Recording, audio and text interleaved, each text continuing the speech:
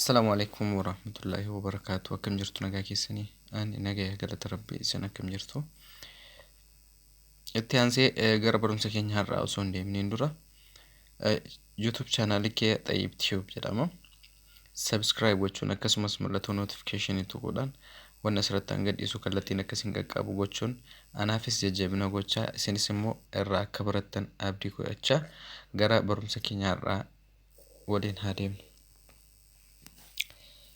Barumsa keenya har'aa iimoon bifa haarawaa fi haala hedduu namatti toluun dhufee jira. Iimoon sunis iimoo pilaasiidha. Iimoo pilaas isa kana jechaadha. Install goone jechuudha jalqaba.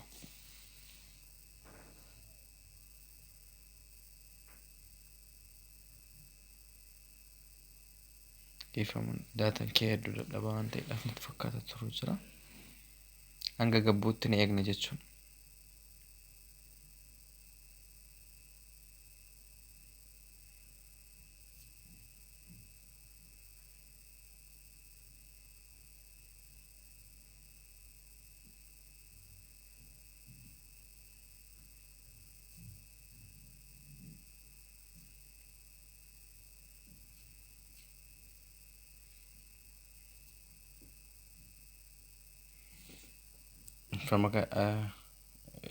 Sababa daataan dadhabaa ta'eef si'atee gabbuu isaan jiru gabbuu fadheeti kan deebi'e isinitti dhufu ta'a. Amma install gochaa jirra ni eegna jechuudha. Amma install godhee xumurutti. Hayyee amma gabbu'ee jira jechuudha. Open jettanii.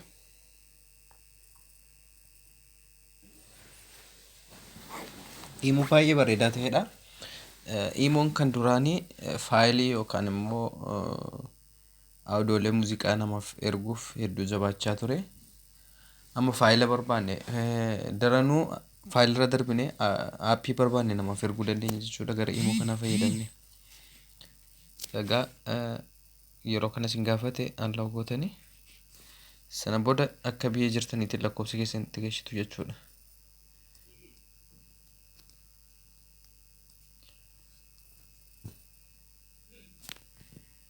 Okay.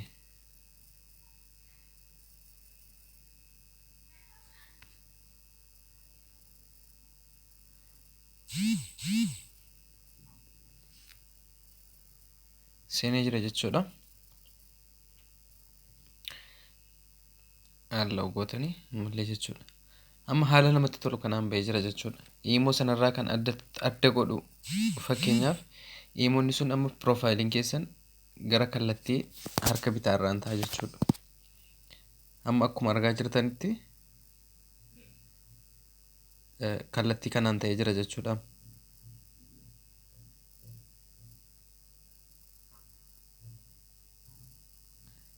Kallattii kanaan ta'ee jira jechuudha akkuma ilaaltan. Egaa amma fakkeenyaaf istirii amma fakkeenyaaf sa'aatii 24f suuraa gadhiiftannoo duraan gidduu kanarratti mul'isa ture. Gidduu kanarratti mul'isa ture. Asirratti jechuudha naannoo kanatti mul'ata ture. Iimoo isa kanaan immoo jalqaba irratti dhufee jira jechuudha. Bakka kanarratti amma dhufee jira. As yoo tuqxan suuraa namooti gadhiifatan sa'aatii 24f turuu danda'u san asirratti mul'atee jira jechuudha. Amma gadi tuqnee yoo ilaalle akkuma argitan jechuudha. Soorotiin silaa walakkaa irratti dhufuudhaa turan gara olitti dhufanii jiru. Akkasumas beeksisoota adda addaas hin qabu jechuudha. Kana malees gara piroofaayila keenyaa yoo deemnes piroofaayila keenya duraan naannoo kanarra ture. Amma gara harka mirgaatti jijjiirratee jira jechuudha. Gara kanatti jechuudha akkuma argitan. Ifama. Amma gara kanatti jijjiirratee jira jechuudha. Egaa fakkeenyaaf haa jennu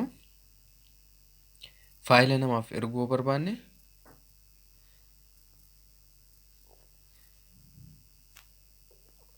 amma kallattiin jechuudha. Bakkuma suuraa namaa erguuf yeroo tuqnu san asirruma jechuudha. Asirruma gadi tuqnu. Yookaan filannoo sadii isinii fida. Kaameeraa, gaalaarii fi faayilii. Fakkeenyaaf bakka faayil jettu kana mee gadaa tuqnu bakka kana jechuudha. Faayil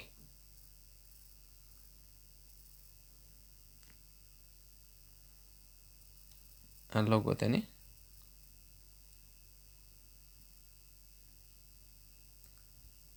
amma akkuma argaa jirtan jechuudha faayilootni adda addaa dhufanii jiru. Fakkeenyaaf viidiyoo erguu feene kun bakka viidiyootiin seennee viidiyoo gaalaarii keenyarraa kallattiin as keessa fuunee erguu dandeenya jechuudha.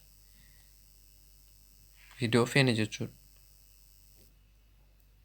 Fakkeenyaaf viidiyoo kana fudhadhee erguun fedheen erga jechuudha siin. Akka duraarra baay'ee gaariidha jechuudha kun. Akka isa duraanii viidiyoos yoo ta'e xiqqaadha. Audiyoos yoo ta'e immoo kallattiin gaalaarii keenyarraa fuunee erguudhaaf baay'ee ulfaataa ture. Kan amma akkuma argaa jirtan jechuudha. Viidiyoo illee kallattiin fuunee erguu dandeenya.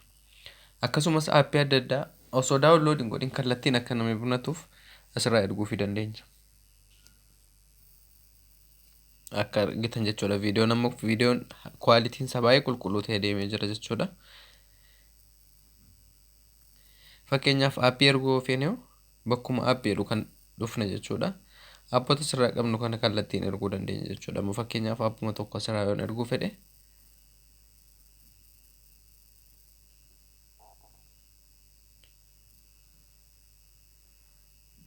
akkuma argaa jirtan deemaa jira jechuudha aappii nama. Deemee jira jechuudha. Kallattiin yeroo inni achi gad tokko banuu qofa gaafachaan jechuudha. Kana malees laayivii asirrumaan seenna jechuudha. Laayivii illee seenuuf hin feenu ta'e kunoo kallattumaan bakka kana gasseenna. Laayivoota adda addaa kan namni ilaalaa jiran asirratti kan isinii gadhiisu ta'a. Kana malees siitingoota adda addaa keessa galee wanni sirreeffachuu qabnu yoo jiraate akkaawuntiin imoo duraan kallattii bitaatiin yeroo turetti toora sadaffaa irratti natti fakkaata imoo akkaawuntii jedhee kan inni gaafatu kun jalqabuma irratti isiniif fida jechuudha. Akkaawuntii lakkoofsa jijjiiruu feetan lakkoofsa sirriitti jijjiiruu dandeessanii diileetti gochuu barbaadanis gara itti aanuun gootu jechuudha. Imoo baay'ee bareedaa ta'edha. Siitingoota adda isaa hundayyuu keessa deemtanii sirreeffachuu hin dandeessu jechuudha. Bifa biraatiin wal fakkaataa ta'e kun wanti inni gaarii ta'een dookumentoota adda addaa erguu dandeessa. Akkasumas beeksisoota hin qabu. Aappotaa fi wantoota garaagaraa karaa kanaan erguudhaaf kan nama gargaaru kan ta'udha. Waan hordoftaniif baay'ee galatoomaa nagaatti.